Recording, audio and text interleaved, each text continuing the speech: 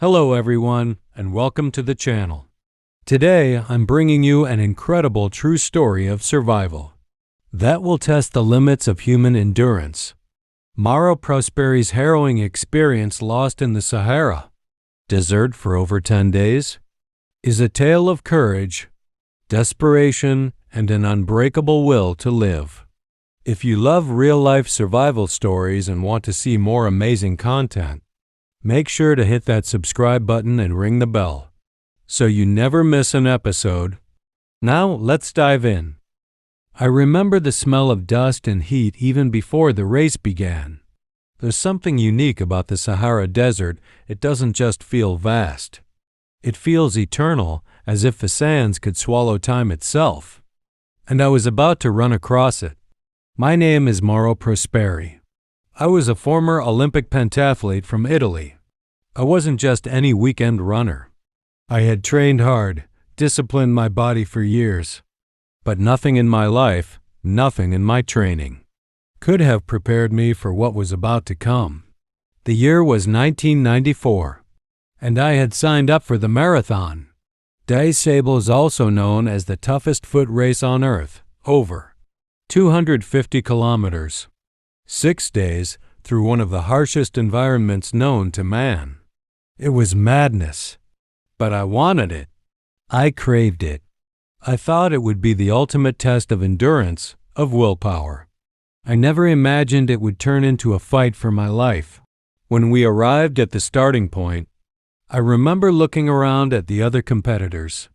There were athletes from all over the world: Germany, France, the UK, the US, all of us standing under the scorching sun with our backpacks, our hopes, and probably our arrogance. The Moroccan sun beat down on us like a punishment, even before we took the first step. I had trained on volcanoes in Sicily, thinking the dry heat would prepare me. But this was different. The air here didn't just burn your lungs, it stole your moisture. Your sweat evaporated before it could even reach your skin. I remember licking my lips constantly, already feeling the dehydration kick in. We each carried our own supplies: food, sleeping bags, minimal clothing. The race was semi-self-supported. That meant we had to be careful with every gram we brought. I had powdered energy drinks, a compass, a knife, a sleeping mat. My most precious possession? A few liters of water. It wouldn't be enough, but I didn't know that yet. The first day went relatively well. I kept a steady pace, not trying to lead. I had read enough to know that the desert punishes the impatient. The ground was uneven, alternating between hard rock and loose sand. Every few kilometers, we reached checkpoints where they handed out small bottles of water. Just enough to keep going, not enough to feel safe. The nights were brutal. The desert, which scorched us during the day, became a frozen tomb at night. I wrapped myself in my thin thermal blanket, shivering, trying to sleep under a black sky full of stars. But my thoughts kept racing. "Don't mess this up, Mauro," I kept telling myself. "Just finish the race." By the second day, the heat had become personal. The sun wasn't just overhead, it was inside me. My tongue was dry, my throat parched. I was drinking my ration in careful sips, calculating how long I could make it last. On the third morning, everything changed. I woke up early, as always, eager to beat the sun. The route ahead was long, but I was doing well. Until, out of nowhere, the wind shifted. It started as a whisper, a light breeze, but within minutes, it had become a scream, a wall of sand roaring across the plain. A sandstorm. I pulled my scarf over my face and squinted through my goggles, but visibility dropped to nothing.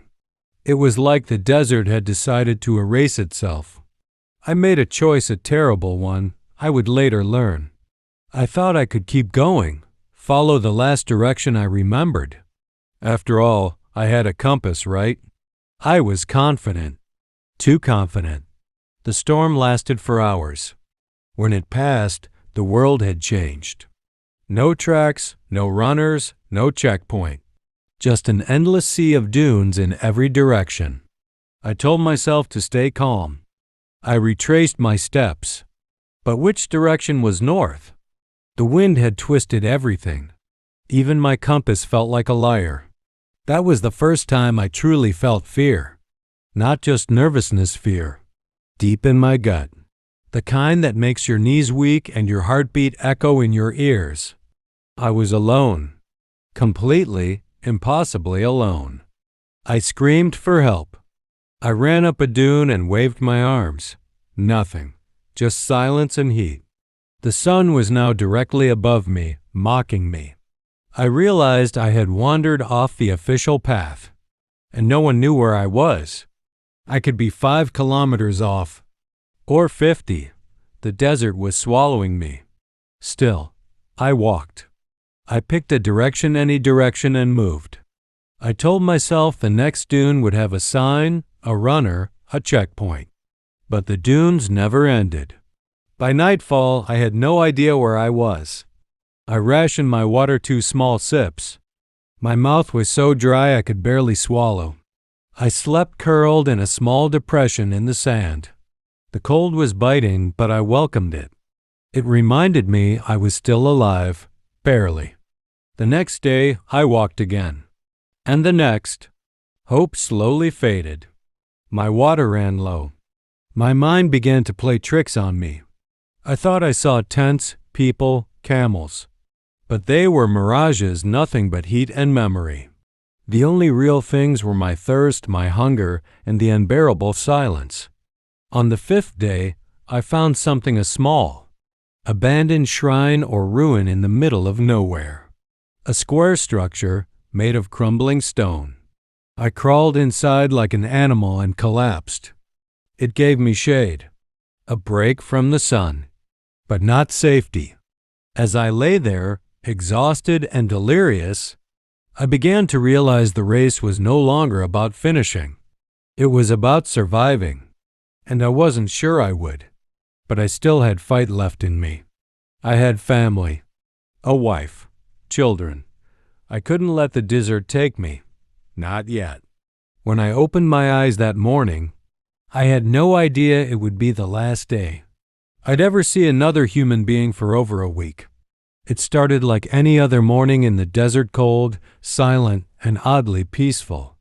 I unwrapped myself from my thermal sheet, brushed off the fine layer of sand that had settled on my sleeping mat, and stretched my sore legs.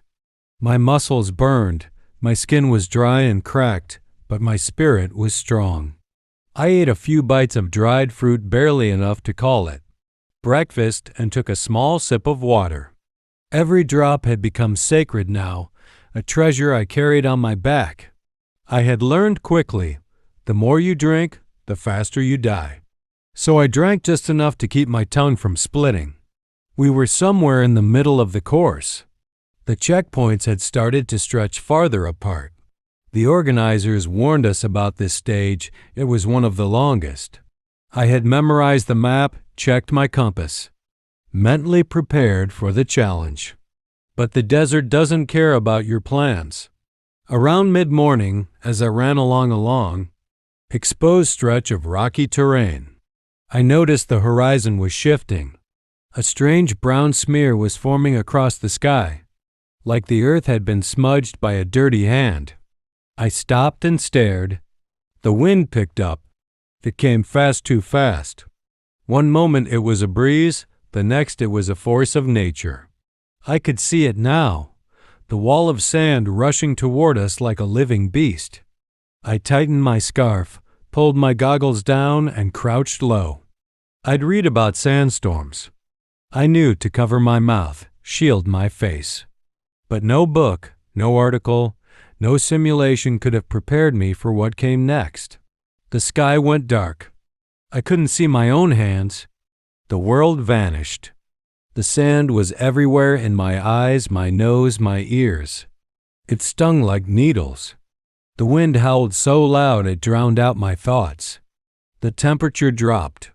The air turned into a suffocating whirlpool of dust and chaos. I tried to stay still at first, hoping it would pass. But the wind was pushing me, moving the dunes beneath my feet. I began to panic.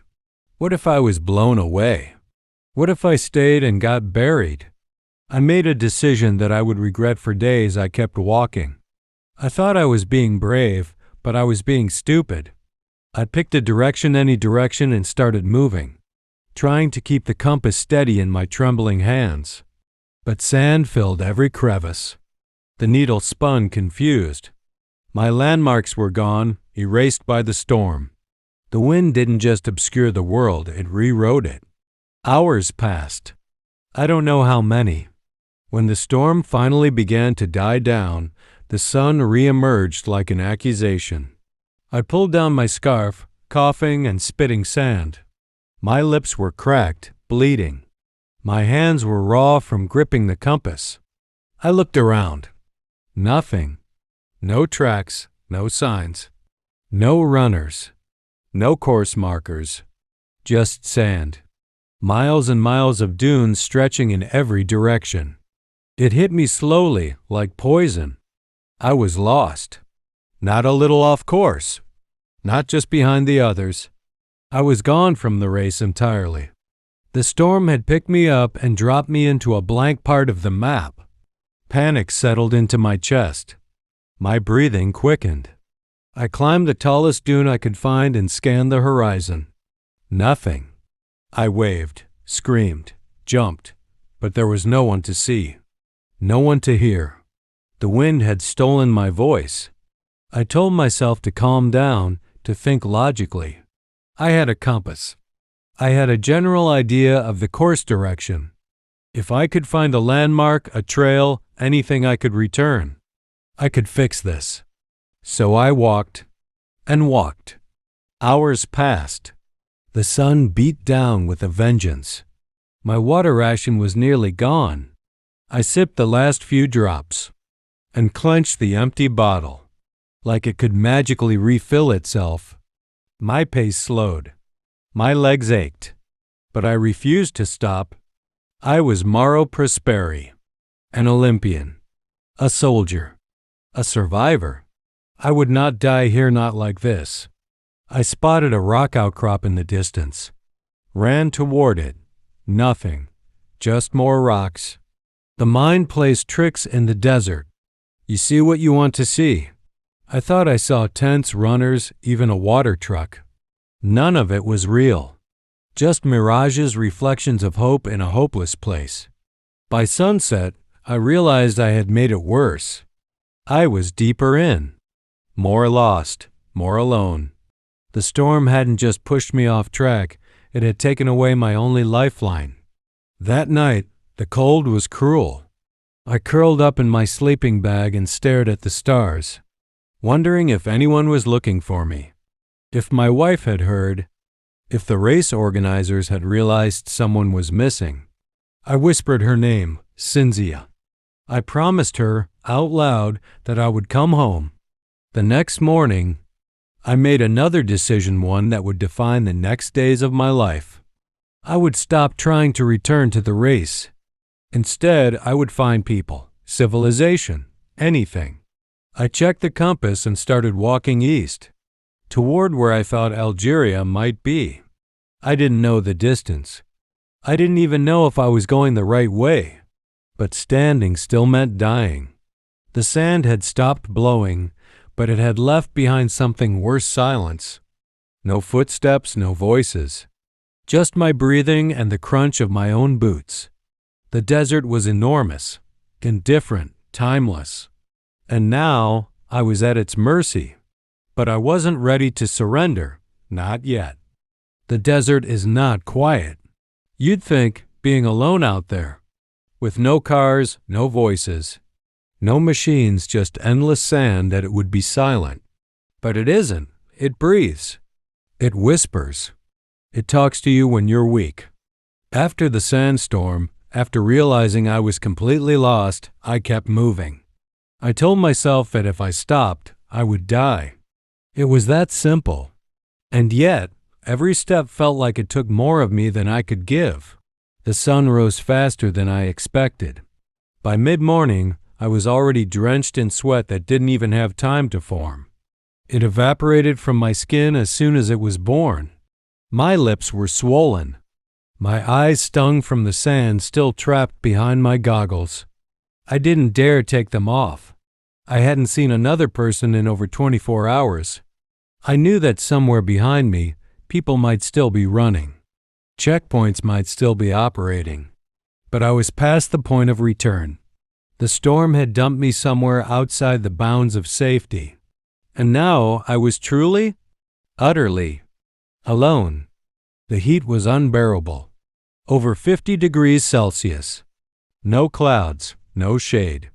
The only relief came when I dug small pits in the sand and lay inside them, letting the dunes absorb a bit of the sun's punishment. But even that only gave me moments. Then the pain came again. The dry ache in my throat, the pounding in my head, and the thirst. Oh God, the thirst. It took over everything. I couldn't think straight. I had no more water. I had no plan. All I could think about was liquid. Anything. A puddle. A cactus. Even the taste of blood seemed hydrating in my imagination. That night I had no appetite. I forced down a piece of energy bar just to convince myself I was still functioning. But what good was food when your body couldn't swallow? I dreamed of fountains. Huge Roman-style fountains flowing with cold, clear water. I dreamed of my wife Cynthia standing beside one, calling me home.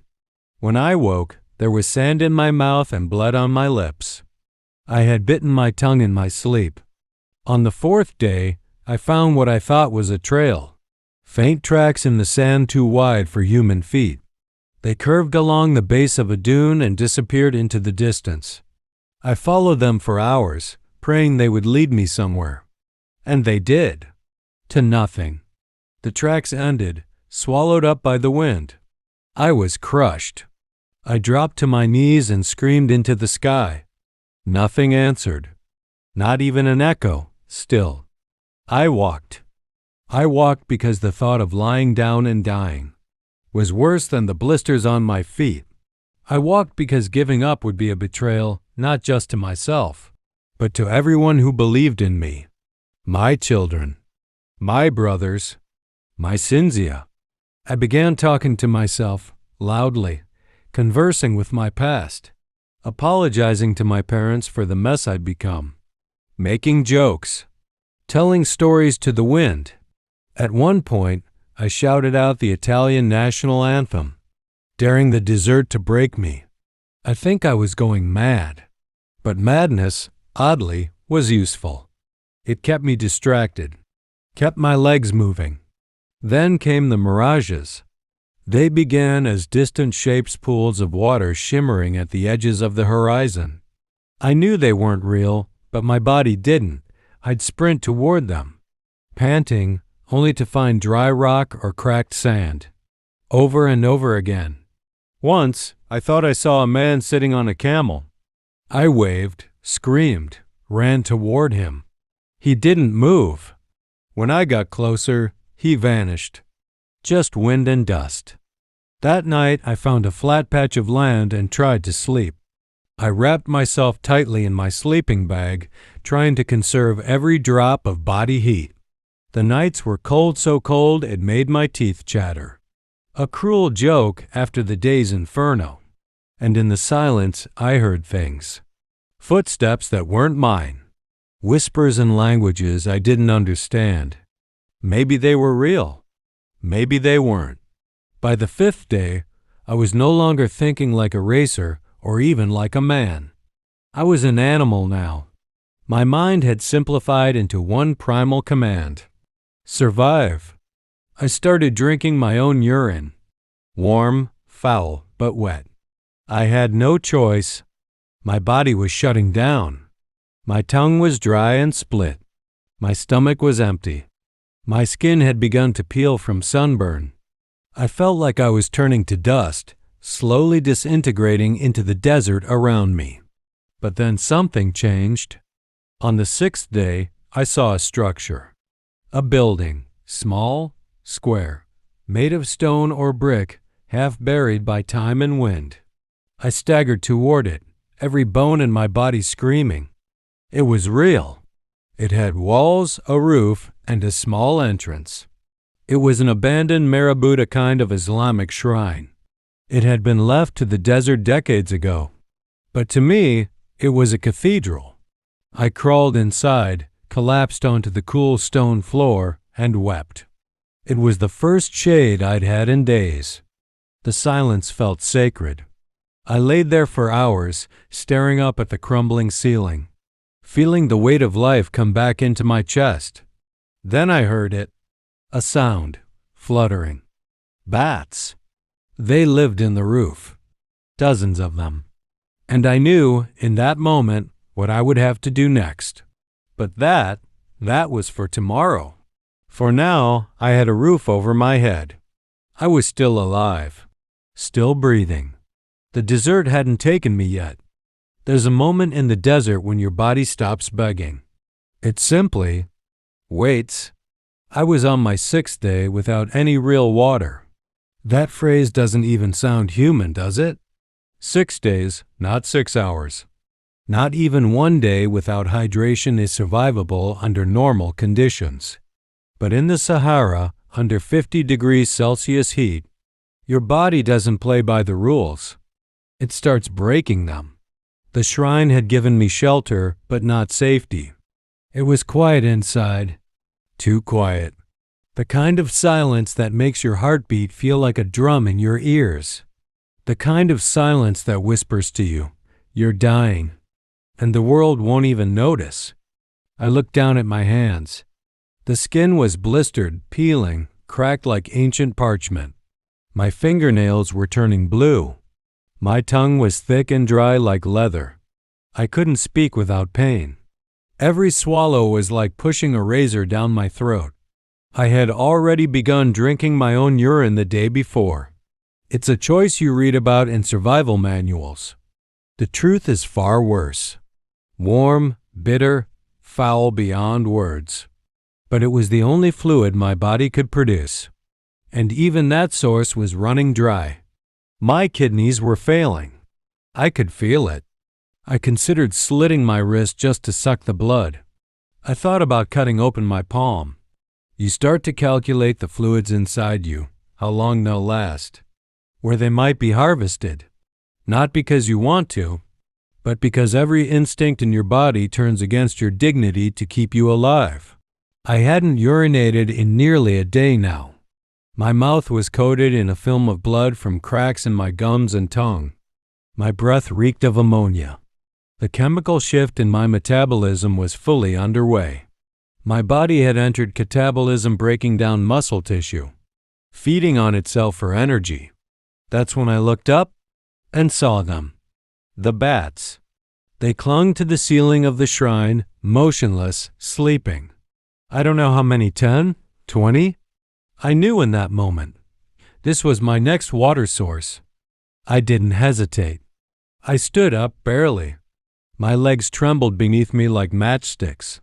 I took out my small penknife and climbed onto a rock ledge inside the structure. I reached for the lowest hanging bat and snatched it. Its body squirmed in my hand, wings flapping wildly. I bit into its neck and drank.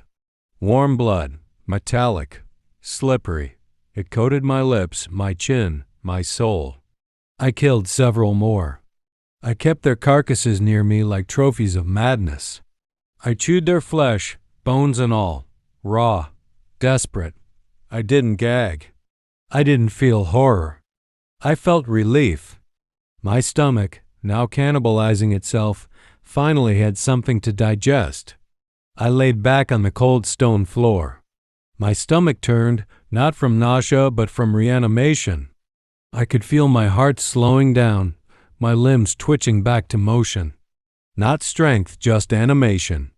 I was still dying, but I was dying slower. That night, I dreamed of fountains again. The blood in my dreams was no longer red, it was crystal clear. It poured from bat wings like waterfalls. I drank from them like a child. When I woke, I cried. There were no fountains, no angels, only death. Patient, waiting. On the 7th day, I knew I couldn't stay in the shrine. If I remained, I would die slowly, quietly, forgotten in a ruin lost to time. So I made another decision, one that, again, could kill me. I would leave. No water, no food, no map. Just a small sliver of meat wrapped in cloth bat meat. And hope. Hope is heavier than people think. When you carry it through the desert, it burns. I stepped out into the sand, shielding my eyes from the sun. My legs barely moved. My feet, now open sores, left bloody prints behind me. I walked north. Or east. I don't know anymore. I just picked a direction and began the death march. The heat hit me like a furnace. But something was different now.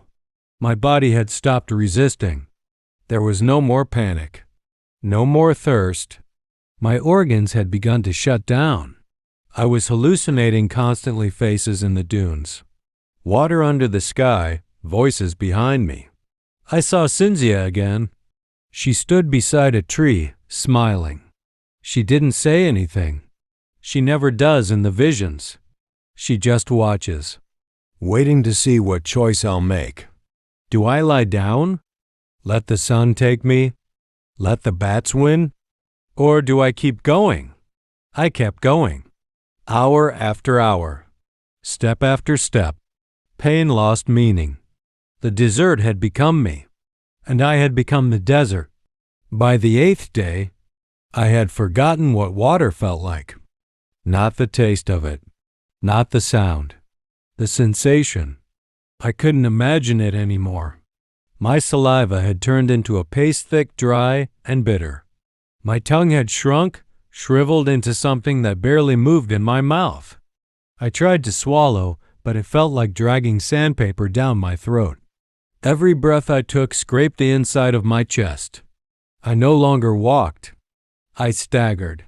My arms swung limp at my sides. My legs moved with the will of a ghost, barely there, but still forward. Always forward. Because even death, I thought, must live in some direction. And if I stayed still, I would meet him too soon.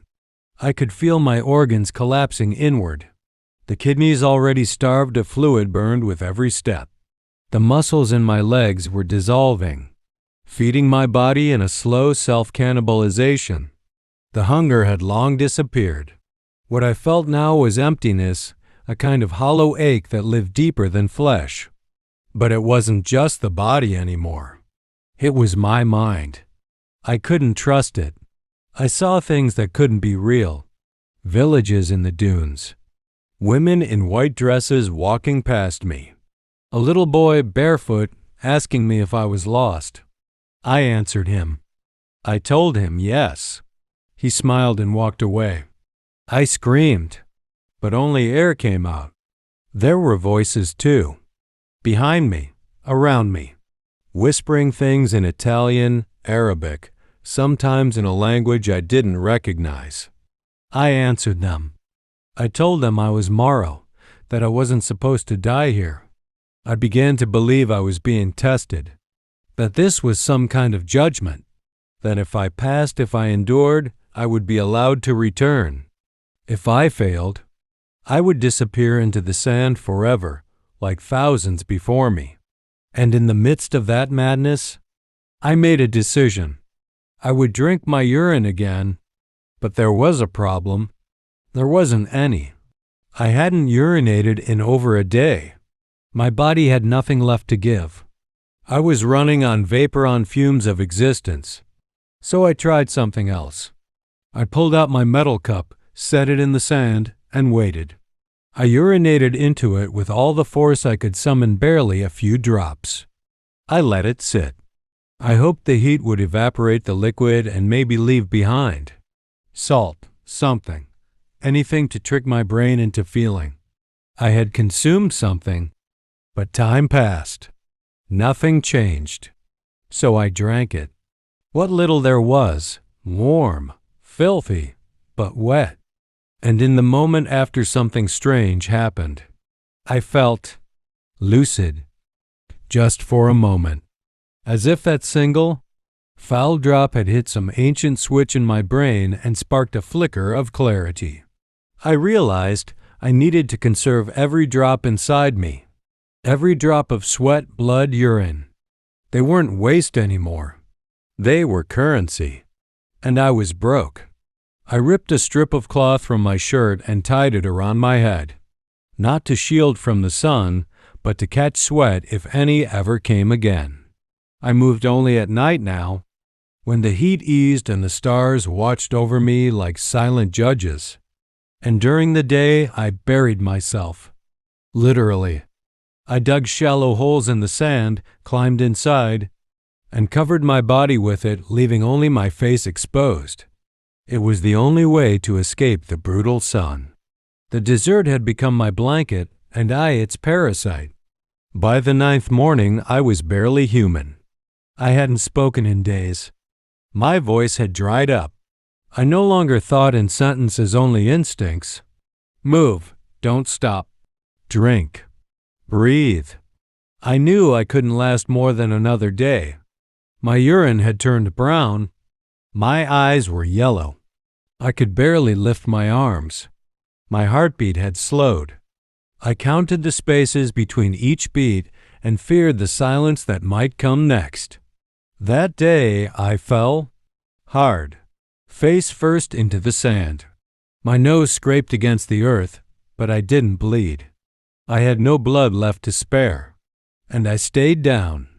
I told myself it was just for a second, but seconds became minutes.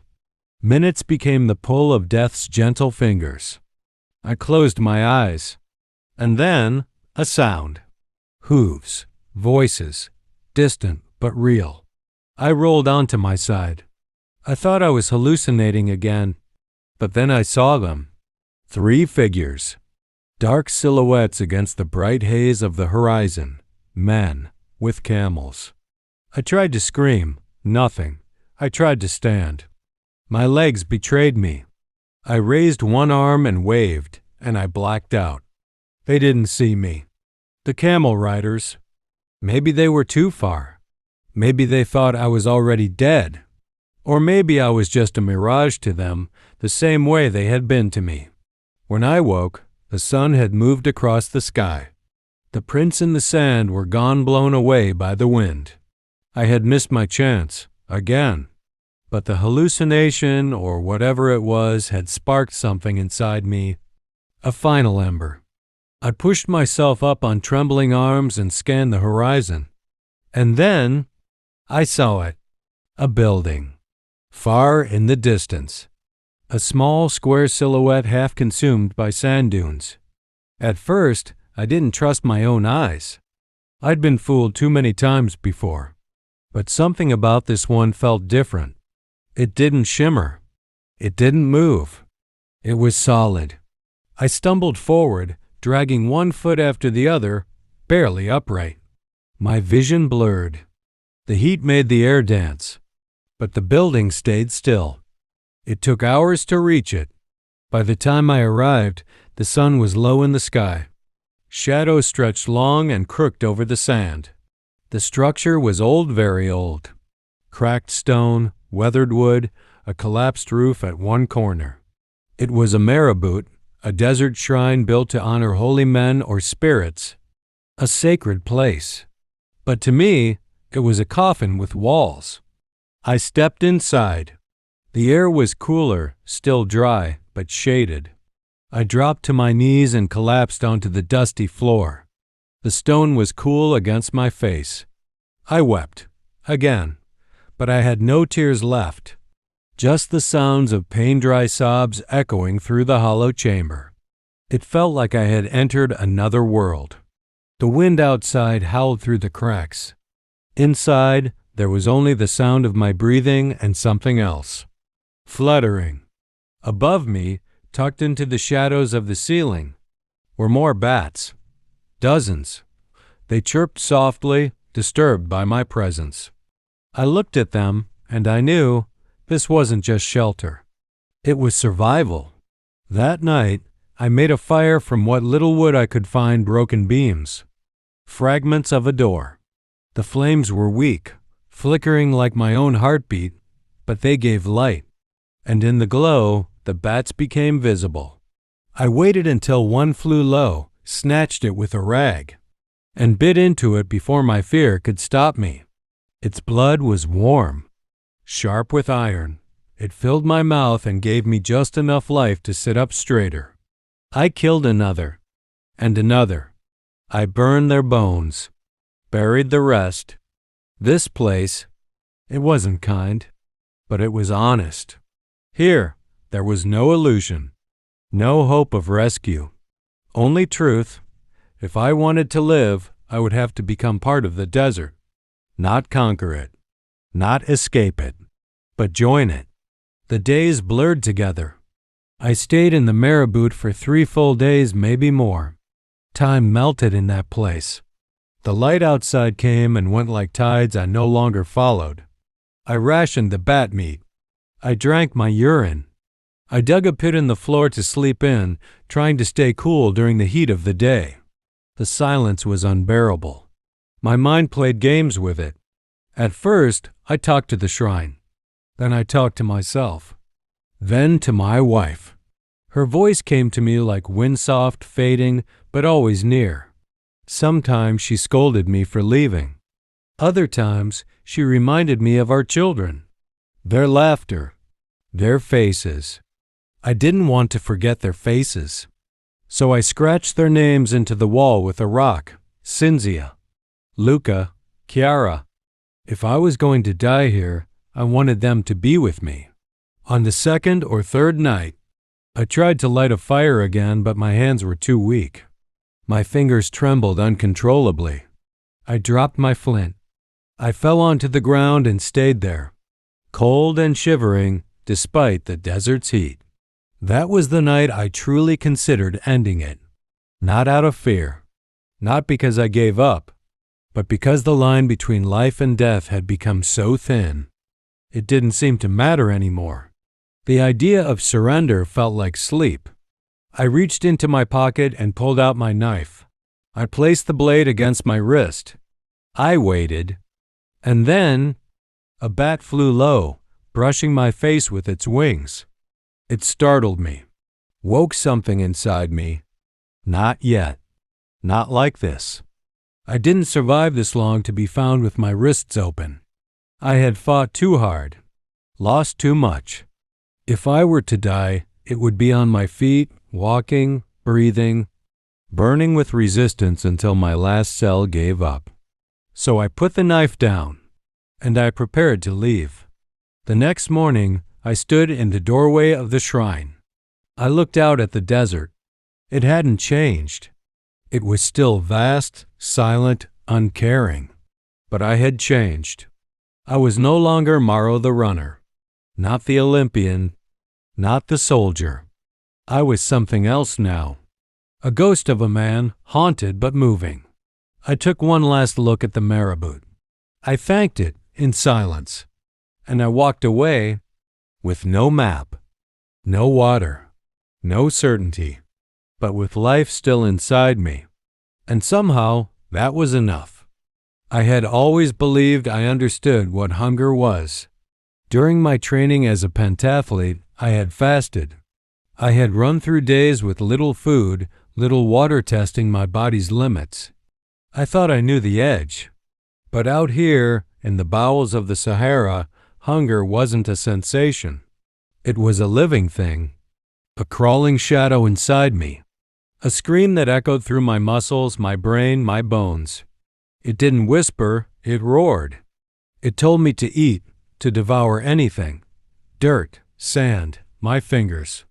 And in that shelter, it showed me the bats. The first one had been an act of desperation, a blur of wings, a swipe of a cloth, the snap of bone. I hadn't even thought before biting into its tiny body. I didn't feel guilt. I didn't think of disease. I didn't worry about what it meant to eat something raw, living, wild. All I felt was relief. The blood, metallic and warm, hit my tongue like a drug. My brain lit up. My body responded. I didn't gag. I chewed. That night, I slept deeper than I had in days. The next day, I hunted them. I moved slowly, careful not to scare them off. I climbed what was left of the maraboute's interior structure, placed rags where I thought they would fly. I set traps with my shoelaces, waited in silence. I killed 3 more. Their flesh was little, barely a bite, but it was something. By the 3rd bat, I had found a rhythm. Break the neck. Remove the wings. Bite down and let the blood flood my mouth. Each one tasted like copper and smoke. Each one reminded me of what I had become. I was no longer a man. I was an animal. I told myself that was okay. Animals survive. I cooked what little I could over my weak fire, mostly to kill bacteria, though I had no idea if it worked. I had no spices, no salt, no knowledge of what these creatures might carry. But what mattered was not flavor. It was calories, energy, days added to my life. Still, the act weighed on me. At night, I stared at the walls of the shrine. I saw the bats' eyes in the dark. I remembered their tiny screams as they struggled in my grip. I began to talk to them out loud. "I'm sorry," I said once. "I don't want to kill you." But I did. By now my body had changed. I was thinner. My skin loose, my cheeks hollow, my hands shaking constantly. My legs had sores, my feet were cracked open. But inside me, I still had will. And so I kept eating. At some point, one stopped counting. I had eaten at least a dozen bats by then. Their bones cracked in my teeth. Their fur stuck to my lips. Their blood stained my fingers. I began to wonder what else I could eat. I thought of insects if I could find any, of cactus roots, of the cloth in my socks. I thought about eating sand just to feel something fill my stomach. The bats became more than food. They were my lifeline, the only reason I could walk again, the only reason I would leave the shrine. I began thanking them, not just apologizing. In the silence of the desert, I held tiny funerals in my mind. I imagined them watching me from the ceiling, angry. I imagined them forgiving me. One morning, I woke with blood on my mouth and no memory of the night before. I had eaten in my sleep. My body had gone feral, but I didn't stop, because I still wasn't ready to die. The bats sustained me long enough to make a decision. It was time to move. If I stayed in this place, it would become my tomb. I could feel it in my bones. I had cheated death too many times now, but I wasn't immune. Every bite I took was a delay, not salvation. So I packed what I had, a rag soaked in urine for hydration, the remains of a bat cooked the night before, a rock I had sharpened as a knife, and the memories of my children. I carved a message into the wall. Mauro Prosperi, Italian, lost in the desert. I tried. It wasn't a goodbye. It was a witness. A mark to say, I was here. I existed. I fought. When I stepped outside the shrine again, the sun hit me like a hammer. It was blinding, brutal. But I took a step, and then another. The bats behind me. The desert ahead. My stomach hollow, but my heart still beating. And that was enough. There comes a moment when silence stops being peaceful. It turns hostile. After days alone in the marabout, even the wind had stopped speaking to me. The sand no longer shifted. The bats were gone. My body was wasting away, my tongue thick and cracked, my belly filled with nothing but regret. And the voices in my head, they were louder than ever. They whispered things no man wants to hear. You're already dead. No one's coming. Your wife is planning your funeral. That morning, I didn't try to fight them. I listened.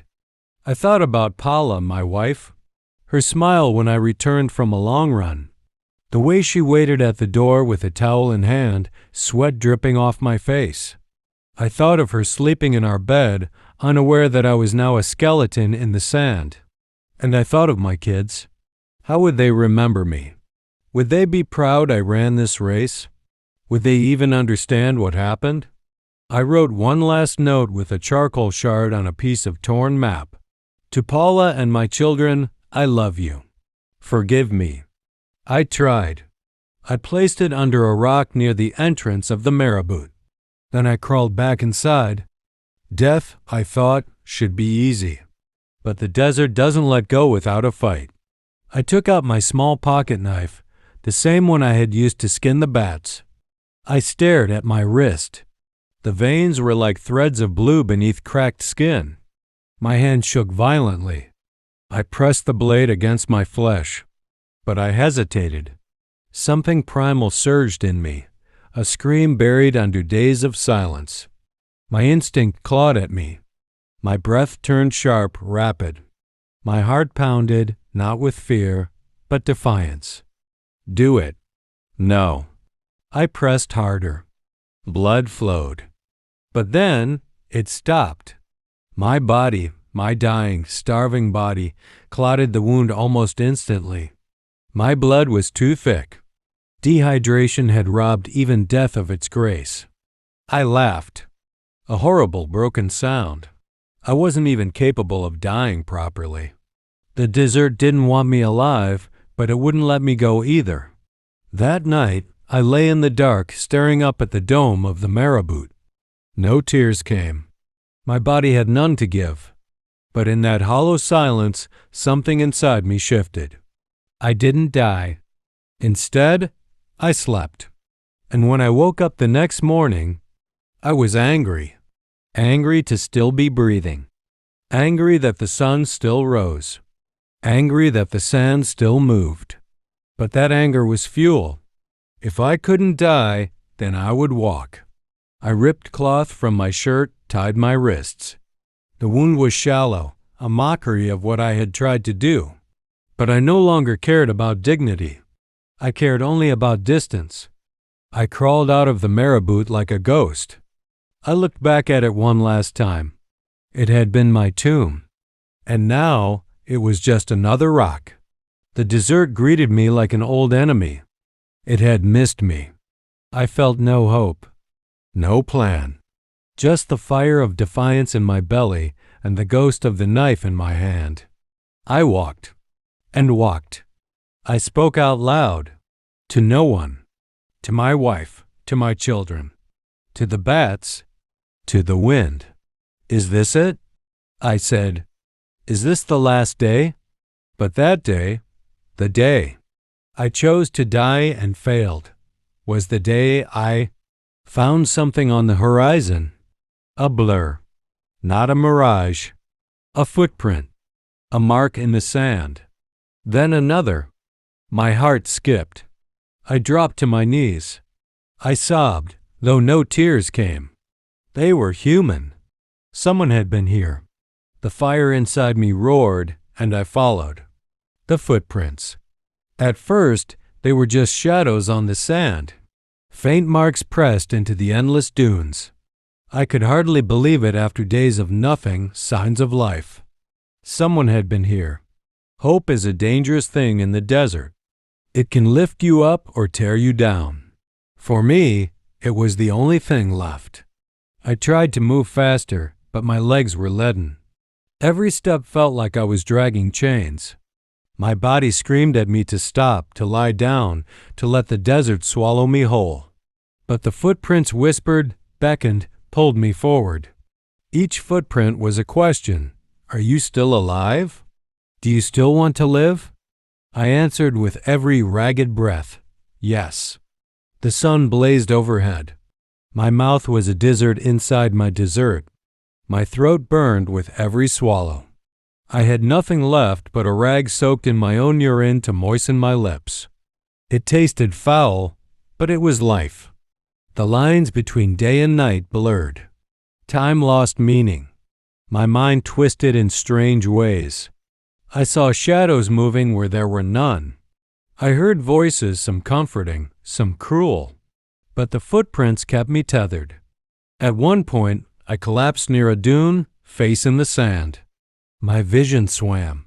I felt like I was falling into nothingness. Then, through the haze, I saw a figure. A man. He stood watching me, calm and still. I tried to call out, but my voice was gone. He approached slowly, hands open, no threat. I wanted to believe he was real. And he was. He offered me water. Clear, cool water. I drank until my stomach burned. That night, lying in the shade of a small palm grove and oasis, my body began to heal. Just a little. The footprints had led me here. They had saved me. I thought about how close I had been to death, about how the desert had tried to claim me.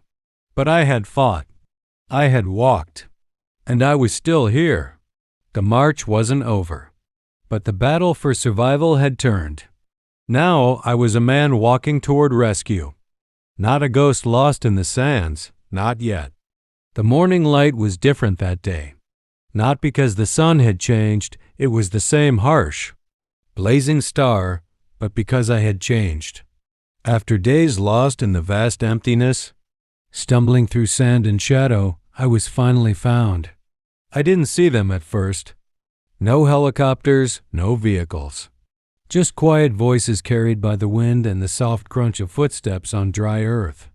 I was too weak to stand when they approached. The men who found me were Bedouin nomads, eyes sharp and kind, faces weathered like the desert itself. They wrapped me in blankets, gave me water, sweet water, the kind I thought I'd never taste again. Tears rolled down my cracked cheeks, and I cried for the first time in weeks. The journey back was long. My body was fragile, a shadow of the man I used to be. Every step was agony. Every breath a battle, but every moment was a gift. I thought of Cynthia, my wife, and my children, of the life I wanted to return to. The desert tried to break me, but it had failed. I survived. The hospital was a blur of bright lights and antiseptic smells. Doctors and nurses worked tirelessly, piecing me back together. I was surrounded by strangers, but they gave me hope. Hope to live. Hope to love again. Months passed. My wounds healed, but the memories remained. The desert, the bats, the silence, all burned into my mind. But so did the strength, the will, the fire. I learned that survival isn't just about food or water. It's about fighting when everything inside you wants to give up. It's about finding light in the darkest places.